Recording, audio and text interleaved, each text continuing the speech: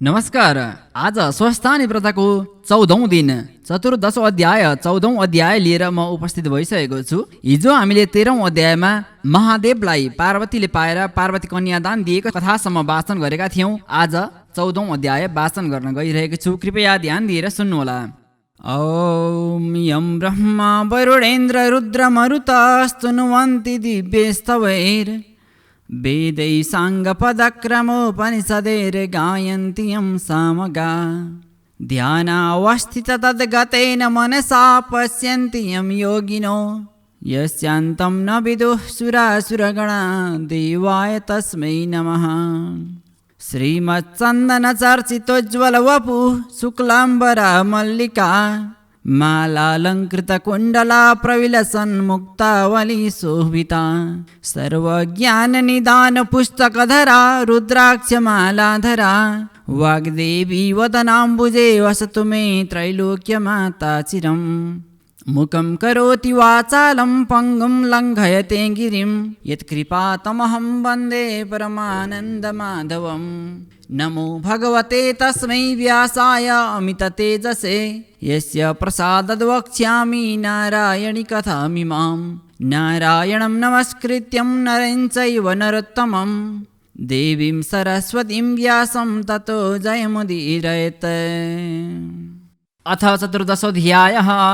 कुमारजी आज्ञा गर्नुहुन्छ हे अगस्त्य मुनि। तहाँ उपरान्त पार्वतीले श्री स्वस्थानी परमेश्वरीको प्रसाद 8 रोटी 8 अक्षता बेली पुष्प 8 जोर जनै 8 पान 8 कुडका सुपारी सगुन समेत ल्याई। हे स्वामी, अब मेरो तपस्या पूर्ण भयो। केटा केटीदेखि हजुरलाई थाहै रहे कि आज पाएँ भने हातमा चढाई साष्टाङ्ग प्रणाम गरी हे आदि पुरुष श्री स्वस्थानी परमेश्वरीका व्रतका प्रभावले मैले हजुर स्वामी पाएँ। फेरि पनि म बिन्ती गर्छु, ब्रह्माण्ड संसारमा कोही दुखी छन्, कोही दरिद्री छन्, कोही पापी छन्, कसैका सन्तान छैनन्। यो व्रत प्रकाश पारिदिए सबैको उद्धार होला। यति पार्वतीले भनेको वचन सुनि महादेव आज्ञा गर्नुहुन्छ। हे पार्वती, धन्य तिमी दुखी दरिद्रीका उप तिमीलाई त्यस्तो दया भयो। उपाय बताउँछु भने उपाय बताउन लाग्नु भयो। अश्वत्थामा ऋषिलाई डाकी पहिले रसातल पातालमा पठाऊ, उहाँ उनैले प्रकाश गरिदिन् भन्दा पार्वतीले हवस् भने ऋषिलाई डाक्न पठाइन्। अश्वत्थामा ऋषि आएर महादेव पार्वतीलाई प्रणाम गरी हे भवानी शङ्कर, मलाई के कामले डाक्नुभयो, आज्ञा गर्नुहोस्। यति अश्वत्थामाको वचन सुनि पार्वती आज्ञा गर्छिन्। हे अश्वत्थामा, तिमी रसातल पातालमा जाऊ। उहाँ जो दुखी छन्, जो पापी छन्, जो दरिद्री छन्, जसका स्त्री छैनन्, जसका पुरुष छैनन्, जसका सन्तान छैनन्, तिनलाई यस्ता विधिले श्री स्वस्थानी परमेश्वरीको व्रत गराऊ। ती उद्धार हुन् भनी विष्णुले आफूलाई बताए झै सबै व्रत विधि बताई जाऊ भनिन्। यति पार्वतीले आज्ञा गरेको सुनि अश्वत्थामा ऋषि खुसी भई हवस् भनी महादेव पार्वतीलाई साष्टाङ्ग प्रणाम गरी रसातल पातालमा गए। तहाँ उपरान्त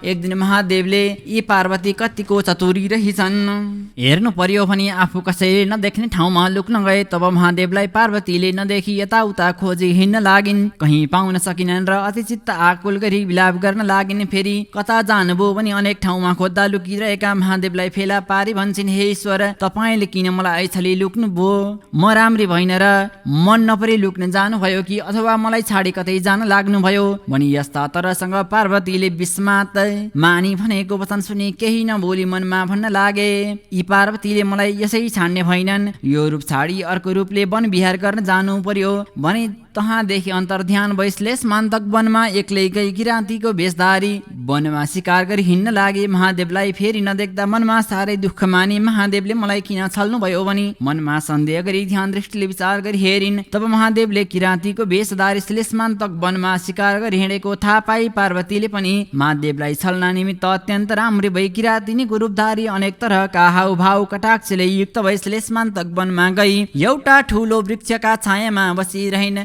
श्री महादेव पनि वन मनै फिर्दै तहाँ आइपुगे। किराँतिनी रूप पार्वतीलाई देखि मोह भई सोध्न लागे, हे सुन्दरी, तिमी को हौ? देवकन्या हौ कि अप्सरा? अप्सरा हौ कि मैले हेर्दा त तिमी जस्तै राम्री यो ब्रह्माण्ड संसारमा हुन दुर्लभ छ।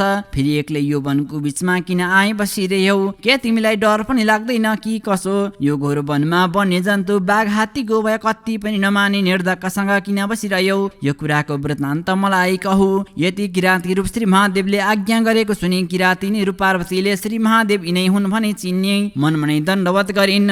श्री महादेव कस्तो रूपसँग आए भने बायाँ हातमा धनु लिएका, दाहिने हातमा त्रिशूल लिएका, बाण राख्ने ठोक्रो काँधमा बोकेका, सर्पका गहना लाएका महाभयंकर मूर्तिकन देखि श्री पार्वतीले भन्न लागिन्, हे किराँती, म यहाँ बसेको धेरै वर्ष भयो। किराँती नै हुनाले बाघ हात्तीको डर पनि मलाई केही लाग्दैन। तपस्या गरी बसेको छु पनि यस्ता तरसँग दुई स्त्री पुरुषको अनेक कुराकानी हुँदै थियो। साँझ परियो र किराँती रूप श्री महादेव आज्ञा गर्दछन्, हे सुन्दरी, तिमी पनि एक्लै छौ, म पनि एक्लै छु, हामी दुवैजना यही बास बसौं। यति श्री महादेवको वचन सुनि श्री पार्वती भन्छन्, हे किराँती, तिमी लोग्ने मानिस, म स्वास्नी मानिस, एक्लै यस्ता वनका बीचमा कोही नभएका ठाउँमा कसो गरी एकै ठाउँमा बास बसौं। लोग्ने मानिसको धर्म हुँदैन। राम्रा राम्रा स्वास्नी देखेपछि घरमा का आमा बाबु सबै बिर्सन्छन्, तसर्थ एकै ठाउँमा बाँच्न बसौं। यस्ता कुरा नगरेती किराँती रूप पार्वतीका वचन सुनि किराँती रूप श्री महादेवले, हे सुन्दरी, त्यस कुरामा केही सन्देह नगर भने ती दुई स्त्री पुरुष त्यसै वृक्ष मुनि बास बसे।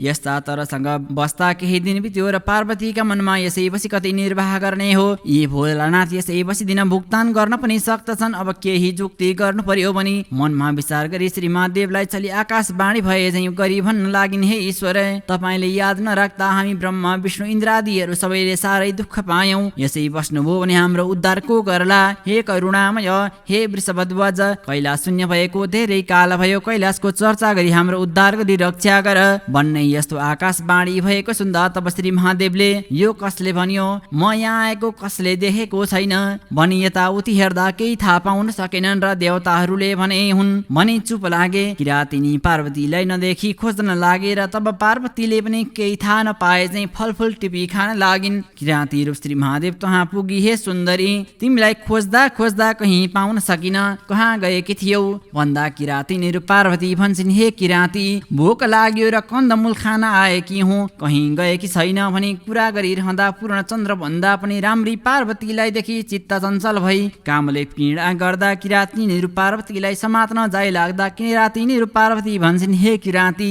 तिमी कस्ता रहिछौ, तिम्रो धर्म यही हो, वनमा आई उनै श्री महादेव बाहेक अरू स्वामी तुल्याउने छैन भनी प्रतिज्ञा गरी यही वनमा आई उनै महादेवको तपस्या गरी बसेको छु, तिमीले त्यसो गर्यौ भने तिमीलाई श्राप दिई म हत्या गरी मर्नेछु। यति किराँती रूप पार्वतीका वचन सुनि किराँती रूप महादेव भन्दछन्, हे सुन्दरी, तिमी त्यसो भन्छौ भने उनै महादेव म वन विहार गर्न मन लागि वन विहार गर्न आएको हुन पत्याए हेर भनी ज्योतिषी रूप दर्शन दिनुभयो।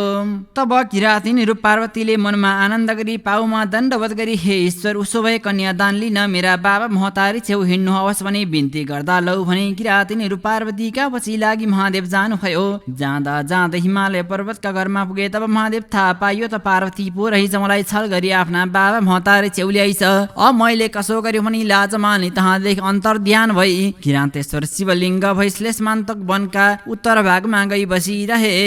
फेरि महादेवलाई नदेखि पार्वतीले अति विलाप गरी ध्यान दृष्टिले विचार गरिन् र किराँतेश्वर शिवलिङ्ग भइरहेको चाल पाई पार्वती बागमतीमा गई नित्य स्नान गरी किराँतेश्वर शिवलिङ्गको ध्यान गरी वस्त्र पहिराई धूप दीप नैवेद्य चढाई पूजा गरी तपस्या गरिन्। पार्वतीले स्नान गरेको हुनाले त्यस ठाउँको नाउँ गौरीघाट भयो।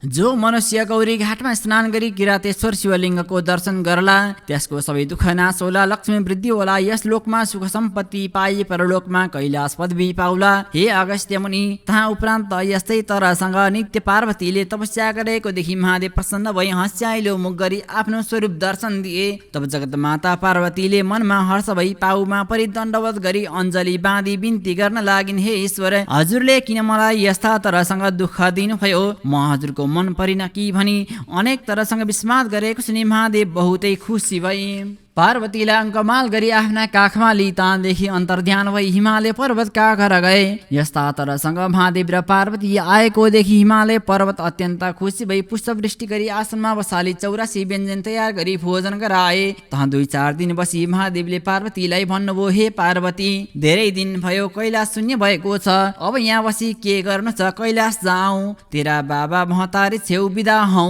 भन्दा पार्वतीले हवस् भनी दुवै स्त्री पुरुष हिमालय पर्वतसित विदा हुन गए। महादेव ससुरालाई भन्नुहुन्छ, हे पिता, धेरै दिनदेखि सतीदेवी मर्नाले कैलाश शून्य छ, अब तपाईले आज्ञा दिए कैलाश हुँ। महादेवले हे पिता भनी यस्तो वचन बोलेको सुनि हिमालय पर्वतले बहुतै सन्तोष भई महादेव छेउ बिन्ती गरे, हे त्रैलोक्यनाथ सम्पूर्ण देवताका पिता मह पनि तपाईँ यस्ता तपाईँले अज्ञानीले भने जे मलाई मोहले छोपी हे पिता भन्नुभयो, मेरा सम्पूर्ण अज्ञान नाश गरी ज्ञान दिनुहोस्। सदा तपाईँका भक्तिमा मेरो चित्त लागोस् हे युगनायक, मदेखि प्रसन्न हुनुहोस् हे शशिशेखर। पहिले पूजा गरौँ भनी महादेव र पार्वतीलाई नाना वस्त्र अलङ्कारहरू पहिराई सिंहासनमा बसाली षोडशोपचारले पूजा गरी भोजन गराई स्तुति गर्न लागे। हे भवानी शङ्कर, जस्तै लक्ष्मी नारायणले समुद्रका घरमा गई बस्दा समुद्रलाई आनन्द भए थियो, त्यस्तै तपाईँ दुई पुरुष मेरा घरमा राज हुनुभएको देखि मलाई आनन्द भयो। हे जगदीश्वर, तपाईँ कस्ता पनि आफ्ना मायाले ब्रह्माण्ड संसारमा व्यापित भइरहेका यस्ता तपाईँलाई कोटी कोटी नमस्कार। फेरि समुद्र मन्थन गर्दा कालकूट विष निस्कियो र संसार दग्ध हुन लाग्यो, त्यो विषकण्ठमा राखी रक्षा गर्नुभयो र नीलकण्ठ पनि नाउँ रहियो। यस्ता तपाईँलाई कोटी कोटी नमस्कार। हे विश्वभर, फेरि आफूले सृष्टि गरी आफैले सम्मान गर्ने यस्ता तपाईँलाई कोटी कोटी नमस्कार। हे परब्रह्मा, फेरि त्रिपुरासुर दैत्यलाई मार्दा तपाईँका सामग्री साज कस्ता भने पृथ्वीको रथ, चतुर्वेद घोडा, चन्द्र सूर्य रथका पाङ्ग्रा, ब्रह्मा सारथी, सुमेरु पर्वत धनु, शेषनाग धनको ताँदो, विष्णु बाण गरी मार्ने यस्ता तपाईँलाई कोटी कोटी नमस्कार। हे युगनायक, ब्रह्मा पनि तपाईँ, स्थावर पनि तपाईँ, जङ्गम पनि तपाईँ, यमकायम पनि तपाईँ, नारायण पनि तपाईँ, सत्व रज तम त्रिगुण पनि तपाईँ, मृत्युका मृत्यु पनि तपाईँ, कालका काल पनि तपाईँ, गुणका गुण पनि तपाईँ, देवताका देवता पनि तपाईँ, अनाथका अनाथ पनि तपाईँ, विश्वरूप मूर्ति पनि तपाईँ, आदि अन्त्य नभएका पनि तपाईँ, अष्टवसु पनि तपाईँ, द्वादशादित्य पनि तपाईँ, दश दिक्पाल पनि तपाईँ, ब्रह्माण्ड संसारमा सम्पूर्ण प्राणीका हृदयमा बसी पाप पुण्यका साक्षी भइरहेका पनि तपाईँ। हे वृषभध्वज,